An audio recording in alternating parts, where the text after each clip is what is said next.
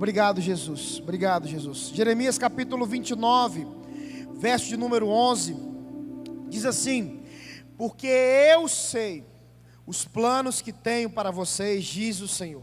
São planos de bem e não de mal, para lhes dar o futuro pelo qual anseiam. O tema da nossa ministração de hoje, que o Senhor compartilhou no meu coração, quero compartilhar com vocês, é: Ele tem um plano. Vira para o seu amiguinho do lado e fala assim: Ele tem um plano. O primeiro mês do ano é muito importante nós sabermos disso. É um mês que muitas vezes nós fazemos projetos, planos, metas, definimos aquilo que nós vamos viver durante o ano, aquilo que nós vamos fazer. E é muito importante nós sabermos que há um plano perfeito disponível para mim e para você. Interessante desse plano, que é o plano de Deus, ele não é afetado pelas circunstâncias, pelas tribulações, pelas dificuldades, pelas opiniões contrárias, pelas previsões ruins, qualquer que seja o obstáculo. Nada, diga nada, pode cancelar o plano que Ele tem. Mas é interessante nós entendermos que qualquer plano feito, seja pelo Senhor, seja pelo homem, é necessário que se faça algo. Porque nós lemos agora em Jeremias que os planos são de bem, amém? Mas as nossas escolhas vão definir se nós vamos vivenciar esse plano ou não. Nós temos um arquiteto na igreja e ele pode fazer um projeto lindo de uma casa linda para você. Quem quer uma casa linda aí, sua própria? Isso. Não é minha casa, minha vida aqui não, mas eu profetizo em nome de Jesus. Mas ele pode fazer um projeto lindo para você, com várias coisas, quartos, banheiros, jardim, área gourmet, tudo isso. O projeto pode ser perfeito, mas você precisa de muitas coisas para que o projeto vire realidade, não é verdade? Você precisa de um terreno, você precisa de dinheiro, você precisa de mão de obra, você precisa de material, várias coisas. O plano é perfeito, o projeto está ali, está desenhado, mas não é apenas isso. As nossas escolhas, elas irão definir e dizer se nós viveremos esse plano ou não. Gálatas capítulo 6, verso número 7 e 8, diz assim: não se enganem, ninguém faz Deus de bobo. Toda pessoa colhe o que plantou. Quem planta egoísmo, ignorando a necessidade dos outros e a Deus, colherá o mal. O resultado de sua vida será frutos inúteis. Mas aquele que planta conforme Deus, permitindo que o Espírito faça a obra de crescimento nele, terá uma colheita de verdadeira vida e vida eterna. Eu profetizo sobre a tua vida que este ano é um ano de colheita verdadeira na tua vida em nome de Jesus. Porque os planos são de bem. Os planos não são de mal. Está disponível. Diga, está disponível. Mas uma das grandes dificuldades que nós podemos enfrentar de viver os planos de Deus é que muitas vezes nós preferimos desenhar o nosso. Imagine a sua vida como se fosse um filme. Todo filme ele tem um roteiro. Toda peça de teatro ela tem um roteiro. Eu quero fazer uma pergunta, é bem óbvia, mas é importante nós lembrarmos disso. Entre você, entre mim e entre Deus, quem é a melhor pessoa para escrever o roteiro desse filme? Óbvio. Mas muitas vezes nós queremos pegar a caneta e escrever o roteiro próprio. Porque o plano de Deus é perfeito, mas muitas vezes tem algumas coisas que necessitam renúncia, entrega, são desafios, são decisões que nós devemos tomar, escolhas que nós devemos fazer. E essa noite que eu quero deixar para vocês é que o plano está disponível, é perfeito, mas se nós quisermos pegar a caneta e fazer o nosso roteiro, não vai ser um filme legal. É uma boa noite, diga uma boa noite, para eu entregar a caneta para o Senhor. Deixa Ele ser o roteirista da sua vida, do seu filme. E de repente você pode pensar bem assim, mas e as dificuldades? Ele é tão perfeito que Ele sabe o que você precisa para crescer, o que você precisa para romper os obstáculos, o que você precisa para se alegrar, o que você precisa para voltar a sorrir, o que você precisa para se alimentar. Ele sabe de tudo, Ele sabe do amanhã. Vocês acabaram de cantar aqui, vai ser tão lindo. Por quê? Porque quando a gente confia nele, a gente sabe que o amanhã é lindo. De repente você não sabe nem o que você vai comer amanhã. Não, pastor, já descongelei a carne lá, tal, tudo certinho, mas com esse calor pode ser que a carne estrague, misericórdia. Mas Ele sabe do teu amanhã. E você quer receber uma revelação nessa noite? Amém? Você gosta de revelação? Deixa eu falar uma revelação para vocês. Ó o roteiro, Romanos capítulo 8, 18. Considero que nosso sofrimento de agora não é nada comparado com a glória que Ele nos revelará mais tarde. Mais à frente, no versículo 28, e sabemos que Deus faz todas as coisas cooperarem para o bem daqueles que o amam e que são chamados de acordo com o seu propósito, pois Deus conheceu de antemão os seus e os predestinou para se tornarem semelhantes à imagem de seu Filho, a fim de que ele fosse o primeiro entre muitos irmãos. Depois de predestiná-los, ele os chamou, depois de chamá-los, os declarou justos, e depois de declará-los justos, lhes deu a sua glória. Mais à frente, 37, mas apesar de tudo isso, somos mais que vencedores por meio daquele que nos amou, e estou convencido de que nem a morte, nem a vida, nem anjos, nem demônios, nem o que existe hoje, nem o que virá no futuro, nem poderes, nem altura, nem profundidade, nada em toda a criação jamais poderá nos separar do amor de Deus revelado em Cristo Jesus, o nosso Senhor. Abra a Bíblia, a revelação está lá, o roteiro está lá, a vitória está lá, a conquista está lá. O que você precisa para pular o obstáculo, para vencer, está lá.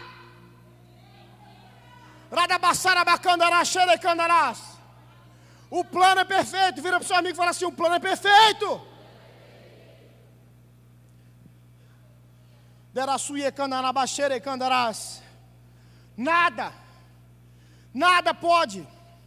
Nada, sofrimento nenhum se compara com a glória que há de vir. Certa vez eu ouvi um pastor, e ele interpretando alguns textos da Bíblia, e ele falava a respeito das ruas de ouro. O que significa teoricamente isso? O que significa nós vamos para o céu e andar em ruas de ouro?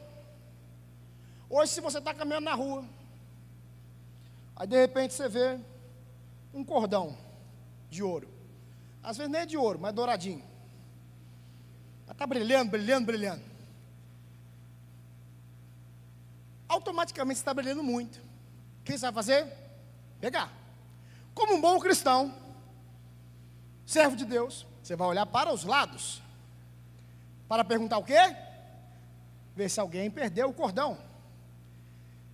Se você não encontrar ninguém, você vai pegar esse cordão, vai procurar aqueles rapazes que tem aquela blusinha, compra e vende ouro, vai mostrar a ele.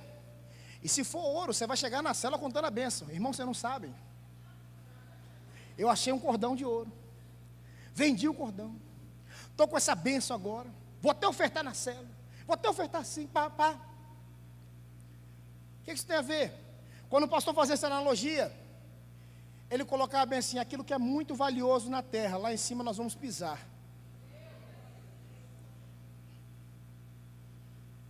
O que você não deixaria escapar, um douradinho qualquer, lá só tem dourado. Só tem, você vai pisar, caminhar. Vai correr, está mais tranquilo, mais leve. Por quê? Porque nada, diga nada, se compara à glória que há de vir. Pastor, está difícil demais, pastor. Você não tem ideia, você não conhece a minha vida. Começa com isso, começa falando isso, tal, aquilo outro. As minhas dificuldades financeiras, na família, tal, aquilo outro. A Bíblia diz nada. Se está difícil, fica tranquilo. Você é mais que vencedor. Não sou eu que estou dizendo, não estou fazendo palestra de coach, nada disso. É a Bíblia que está dizendo. Muitas vezes nós queremos uma revelação, alguém que venha, fale, é isso que eu te digo, Deus vai fazer isso, isso, isso. A Bíblia está falando. Romanos está ali falando. Paulo aos Romanos falou. Então entenda isso em nome de Jesus. Amém? Uma outra dificuldade que nós podemos enfrentar para experimentar o plano de Deus é de entender o plano. Mateus 13, versículo 13 a 15 diz assim: é por isso que uso parábolas. Eles olham, mas não veem, escutam, mas não ouvem, nem entendem. Cumpre-se desse modo a profecia de Isaías que diz: quando ouvirem o que digo, não entenderão. Quando virem o que faço, não compreenderão. Pois o coração desse povo está endurecido, ouvem com dificuldade e têm os olhos fechados, de modo que seus olhos não veem, e seus ouvidos não ouvem, e seu coração não entende, e não se voltam para mim, e nem permite que eu os cure. A dificuldade muitas vezes de entender o plano de Deus faz com que nós não possamos vivenciar. Jesus estava ali falando, e Jesus usava de parábolas. O que são parábolas? Parábolas são histórias que ele contava, que poderiam ser verídicas ou não, poderiam ser apenas exemplos, mas que ele contava para poder revelar segredos do reino para as pessoas que estavam ali. E mesmo ele fazendo de uma forma mais simples, mais acessível, ele diz o quê? Eles não entendem, eles não conseguem ouvir, eles estão com o coração fechado, a mente fechada, eles não permitem que eu fale, não permitem que eu ouça. Então muitas vezes quando nós não entendemos algo, nós não conseguimos curtir algo. Você quer ver um exemplo bem chulo? Se alguém te contar uma piada e você não entende, provavelmente você não vai rir. Se eu contar uma piada aqui e você não entender, provavelmente você não vai rir, a não ser que você queira me ajudar. Passei um pix, alguma coisa assim, e de repente você quer me ajudar, aí você ri. Mas normalmente a gente celebra aquilo que a gente entende. A gente festeja aquilo que a gente sabe. Mas, diga mas, o texto continua e tem uma promessa para mim e para você. Felizes, porém, são os seus olhos, pois eles veem, os seus ouvidos, pois eles ouvem. E eu lhes digo a verdade, muitos profetas e justos desejarão ver o que vocês têm visto, e ouvir o que vocês têm ouvido, mas não puderam. Que nessa noite o Senhor possa abrir a tua mente, destampar os seus ouvidos, tirar as vendas, abrir o teu coração, e te mostrar, e te fazer compreender que o plano dele é perfeito. Você está me entendendo? Não é, pastor, mas o plano dele tem uma dificuldadezinha aqui. O plano é perfeito, digo, o plano é perfeito. Tem aquele filme que a gente vê, que os caras arquitetam um plano e tal. Teve o último fenômeno recente, acho que de série assim, foi o La Casa de Papel, que tinha aqueles planos e tal, aquilo outro. Até o La Casa de Papel deu problema. Para quem não viu ainda, não viu foi forte, né? Para quem não viu ainda, um morre, tal, dá um problema, tal, com o outro. Se você não viu, está muito passado, então, por isso que eu estou contando, entendeu? Até lá, mas o de Deus não, porque o plano é perfeito. Então, a sua oração tem que ser que eu consiga entender e compreender, que eu largue a caneta e coloque na tua mão. Eu estou tentando desenhar, estou tentando escrever, estou tentando colocar, enquanto é o Senhor que quer fazer para mim. Aquilo que você pode fazer com as suas mãos, diga, eu tenho que fazer. Mas tem coisas que você não vai conseguir fazer. Tem coisas que ele vai entrar. Eu tenho um filho. Tudo aquilo que eu e a pastora poderíamos fazer, nós fizemos, para ter o filho. A gente se casou, a gente teve relações, ela não foi engravidou do Espírito Santo, é meu mesmo. Ela ficou grávida, cuidou da gravidez, tudo. Mas no último minuto, no último dia, durante o trabalho de parto, que durou mais ou menos 2 dias, aconteceram algumas complicações. Até a médica virar e falar bem assim: nós precisamos fazer uma cesárea de urgência com você, porque senão tem um risco do seu filho não estar mais vivo. Eu podia fazer alguma coisa? A pastora podia? Nem o médico podia. O médico ia abrir. Só que o plano dele é perfeito. É perfeito. É tão perfeito, que o primeiro choro do Pedro, a Gal fez uma playlist de canções, para a gente poder ouvir enquanto estava fazendo a cesárea. A gente não estava nem prestando atenção nas músicas, de tanta atenção que a gente estava. Detalhe importante, ninguém sabia que a gente estava na sala de parto, estava tendo culto na igreja. Como é que avisava que estava tendo esse trampo todo? Imagina. E às 9h07 da noite, quando ele chorou, a música estava tocando. Que a bênção se derrame e dos filhos, gerações, para sempre. Por quê, pastor? Porque o plano é perfeito, mano. E na hora que eu não pude mais colocar a mão, na hora que a pastora não pôde mais colocar a mão, na hora que não tinha ninguém para, ele vai colocar a mão. Na hora que não tiver ninguém para colocar a mão, ele vai colocar a mão. Não sou eu que estou falando isso, é ele que está falando isso. Na hora que a parada complicar, é a hora que ele entra. Mas aquilo que você pode fazer, você precisa fazer. Porque você vai até um ponto. Quando chega a parte do impossível, ele entra. Você está comigo aqui? Amém?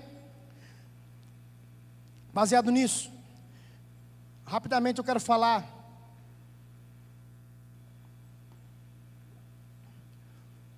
existem inúmeros momentos na Bíblia onde as pessoas, e até nós, muitas vezes lendo a história, achamos tipo assim, um plano deu errado. Êxodo capítulo 14, verso número 10 a 14 diz assim: quando o faraó se aproximava, os israelitas levantaram os olhos e viram os egípcios marchando contra eles. Em pânico clamaram ao Senhor e disseram a Moisés: por que você nos trouxe para o deserto para morrer? Não havia sepulturas no Egito? O que você fez conosco?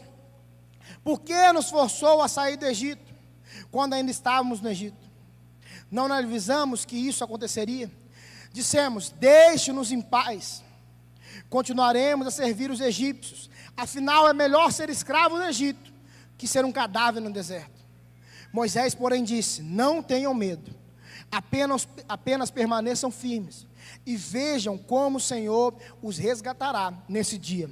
Vocês nunca mais verão os egípcios que estão vendo hoje. O próprio Senhor lutará por vocês. Fiquem calmos. O que é isso, pastor? Tinha todo um plano.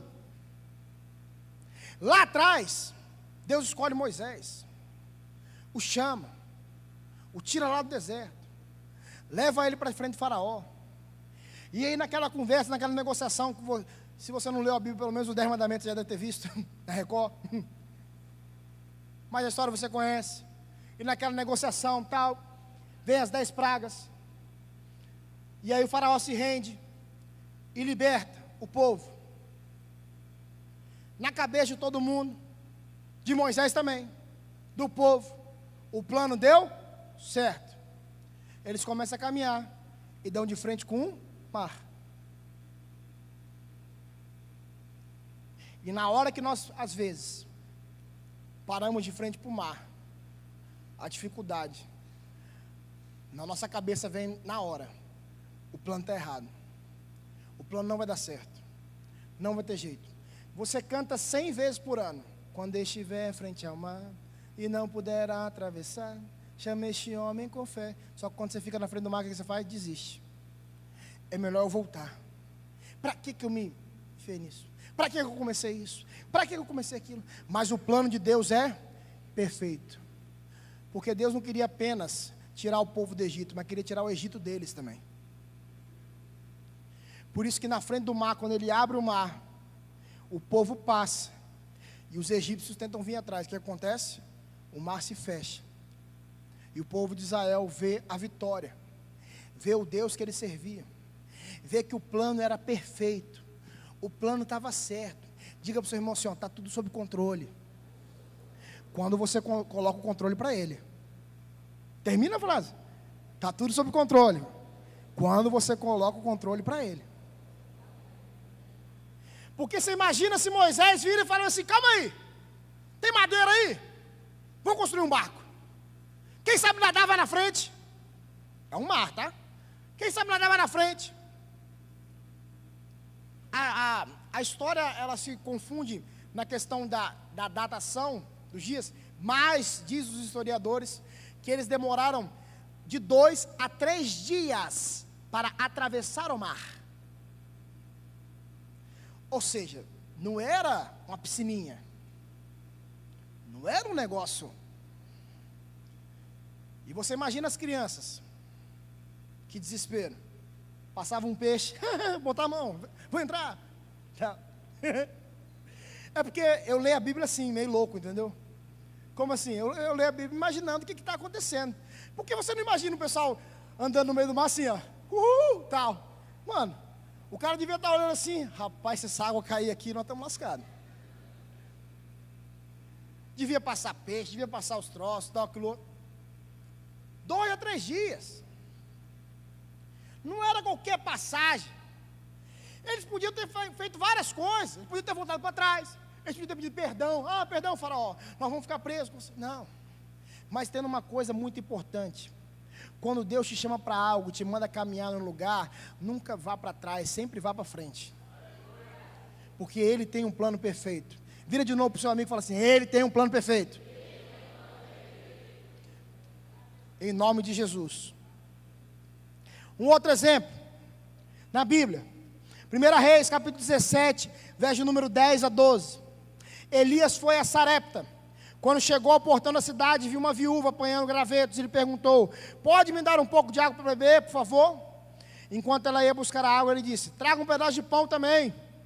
Mas ele respondeu: tão certo como vive o Senhor, seu Deus, não tem um pedaço sequer de pão em casa. Tem apenas um punhado de farinha que restou numa vasilha e um pouco de azeite no fundo do jarro.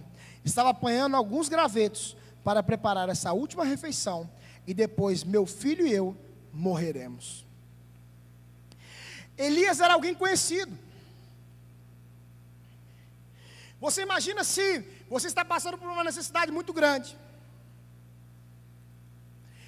e alguém vai te encontrar, e você sabe que essa pessoa pode te ajudar. Você espera que ela te ajude. Você espera que ela chegue e fale bem assim: ó, você está precisando de quê? Vou ligar para o Odair, vou resolver e tal. Ver se tem uma cesta, né?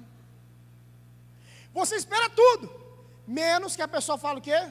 Ô, me dá um pedaço de pão, hein?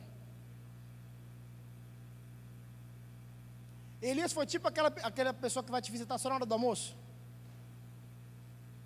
Teve muita gente que riu porque já passou por isso. Entendeu? E o tal do capixaba é difícil nessa questão da hora do almoço, né? Que tem de vídeo de capixaba que finge que não está em casa e tal. Mas está quebrado isso em nome de Jesus. Mas não visite a pessoa na hora do almoço sempre, né? Principalmente de mão vazia ainda. Gente que chega: vim fazer uma visita a você e tal. Agora, Aí você tem que perguntar por educação: você quer almoçar? Aí você acha que por educação a pessoa vai falar o quê? Não, já almocei. Ou se não, tipo assim: não, tá de boa.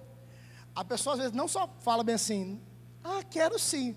Como ela vai, tipo assim, para comer com vontade. E se bobear, leva a tapué junto ainda para levar o negocinho. Era a situação da viúva na hora, mano. Você acha que ela pensou o quê? Pô, o cara sabe que eu estou com problema, sabe que eu estou sem comida, tal, e ele me pediu comida. Eu acabei de falar para ele que eu e meu filho só temos isso daqui e nós vamos morrer. Mas diga assim: o plano era perfeito. A renúncia dela fez com que acontecesse exatamente isso daqui. Pois assim diz o Senhor, Deus de Israel: sempre haverá farinha na vasilha e azeite no jarro, até o dia em que o Senhor enviar a chuva. Ela fez conforme Elias disse. Assim, Elias, a mulher e a família dela tiveram alimento para muitos dias. Sempre, diga sempre, havia farinha na vasilha e azeite no jarro, exatamente como o Senhor tinha prometido por meio de Elias. Existem algumas atitudes de renúncia que você vai precisar tomar. para que você possa experimentar o plano de Deus. Eu falei isso ontem no Salt, eu quero repetir aqui. Deus não quer a tua força, Ele é todo poderoso, Ele quer a tua entrega. Ele quer que você se entregue. Mas você acha que a história da mulher acabou? Quando ela achou que o plano foi top, deu tudo certo, alguns dias depois o filho dela adoeceu e morreu.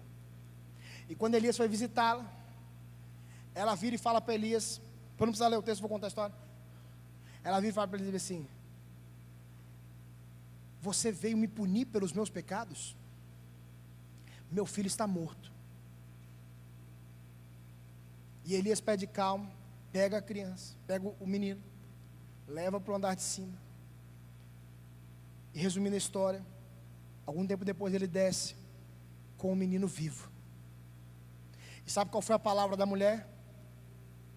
Certamente você é homem de Deus. Há duas chaves aqui importantes. A primeira você já sabe, Ele tem um plano. E a segunda, Deus vai te levantar em nome de Jesus como homem e mulher de Deus, para ser boca de providência e de milagre na vida de pessoas esse ano, em nome de Jesus. Por quê? Porque Ele tem um plano. E o plano é perfeito. Um último exemplo.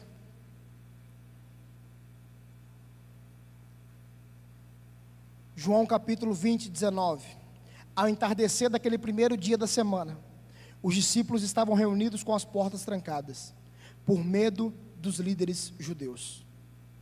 Para você entender o contexto desse texto, essa situação se passou exatamente depois que Jesus foi crucificado. Quando Jesus foi crucificado e morreu,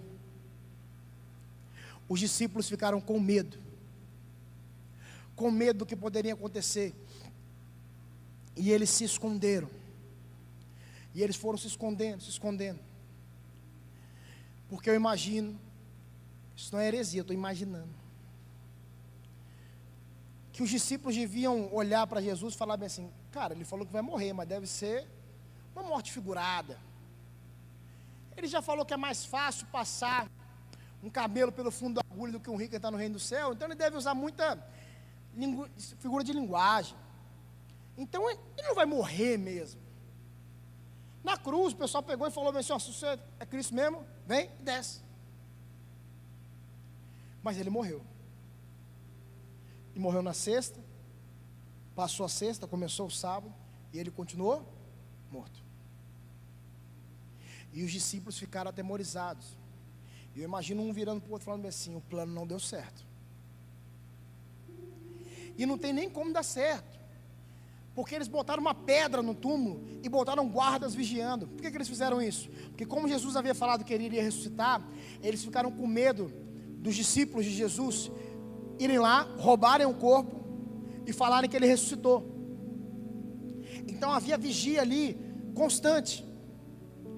Não era uma pedra. Eu não sei se você já foi, eu nunca fui em Israel, mas eu fiz questão de olhar historicamente e tal. Essas pedras, elas só eram movidas por 2 ou 3 ou até 4 pessoas, de tão pesadas que elas eram. Não tinha como alguém de dentro do túmulo mover a pedra. Mas diga comigo de novo: Ele tem um plano. E mais à frente no texto, diz assim: de repente Jesus surgiu no meio deles e disse: paz seja com vocês. Enquanto ele falava, mostrou-lhe as feridas nas mãos e no lado. Eles se encheram de alegria quando viram o Senhor. Mais uma vez ele disse: paz seja com vocês. Assim como o Pai me enviou, eu vos envio. Então soprou sobre eles e disse: recebam o Espírito Santo. Pode aplaudir Jesus.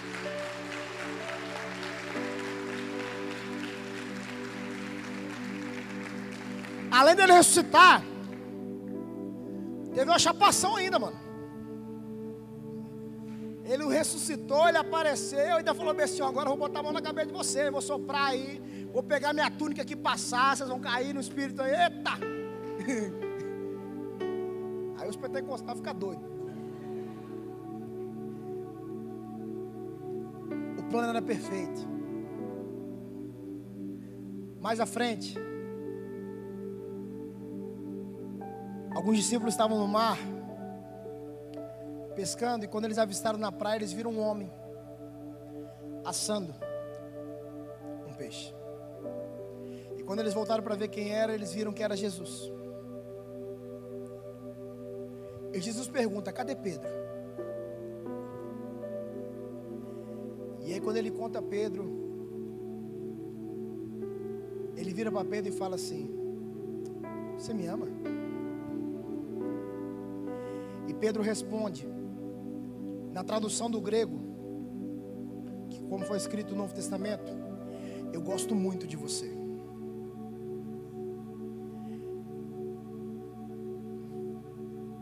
Mais uma vez Jesus pergunta: você me ama? E Pedro vira e fala mais uma vez: eu gosto muito de você. E pela terceira vez Jesus pergunta: Pedro, você me ama? A palavra diz que Pedro, entristecido, mas pela primeira vez vira e responde: eu te amo, Senhor. Tu sabes de todas as coisas. Era como Jesus virasse para ele e falasse bem assim, botasse a mão do lado dele e falasse bem assim: o plano é perfeito. Eu tinha um plano. Eu tenho um plano.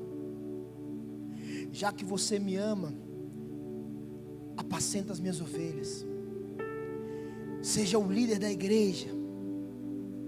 Pregue o evangelho. Viva o plano que eu já tinha escrito para você, Pedro. Jesus está virando para mim, para você hoje. Comece a viver o plano que eu tenho escrito para você.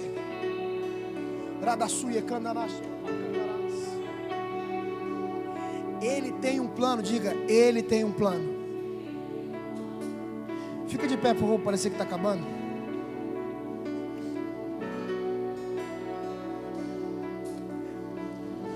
Qual seria a forma ideal para vivermos esse plano, pastor?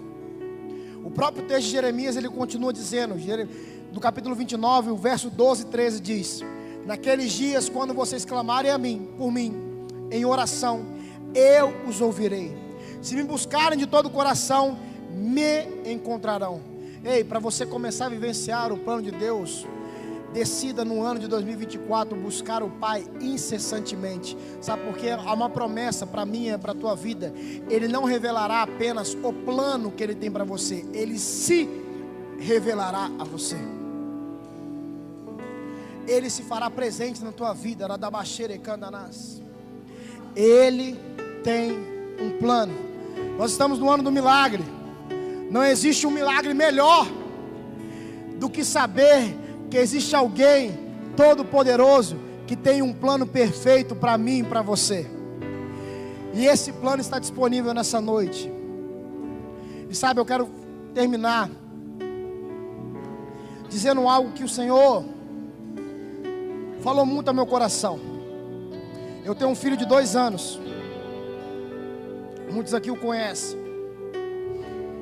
Ele começou a se interessar muito por jogos. Não jogos de celular. Jogo da memória, quebra-cabeça, aquele Jenga, não tem? Aquela torrezinha que você vai tirando as madeirinhas e tal. Tem que ficar equilibrado. E ele começou a se interessar muito por isso. E uma característica linda do Pedro é que ele não gosta de ficar sozinho. E ele não gosta de brincar sozinho. Nem quando ele, nas poucas vezes, assiste televisão, ele não gosta de ficar sozinho. Ele quer que alguém sente do lado dele. E é engraçado que no jogo da memória, algumas vezes, ao invés dele botar a cartinha da memória, a cartinha do jogo, para baixo e não ver, ele bota todas para cima. E aí o desafio dele é encontrar mais rápido. E aí ele me chama para sentar, para jogar com ele. E aí, na minha cabeça eu sento, eu olho, já consigo ver todos ali iguais. Só que aí eu tenho que brincar com ele. Aí eu falo bem assim, ó, tem perto de você aí. Ele aonde? Ó, tem outro perto de você. Olha, o papai achou um. Tá 2-1 para você, você está ganhando. Eu estou ganhando. O quebra-cabeça dele, um dos que ele tem 7 peças. É algo que você monta com 30 segundos. Mas ele quer que você se sente do lado. E ele quer ajuda. E ele quer. E para mim aquilo ali é tão simples. Sabe o que isso falou ao meu coração? E eu quero que ministre no seu também nessa noite. O Pai está querendo sentar do teu lado para dizer para você bem assim: isso que você está achando que é muito difícil é fácil para mim. Isso que você está achando que é complicado, eu já tenho um plano perfeito para isso daí. Isso que você está achando que não tem solução, não tem como tirar a madeirinha, não tem como achar o igual, não tem como jogar isso daqui, não tem como passar nessa fase. Eu já passei, eu já tenho plano, eu já desenhei, eu já formei, eu já fiz. Eu só quero sentar do seu lado.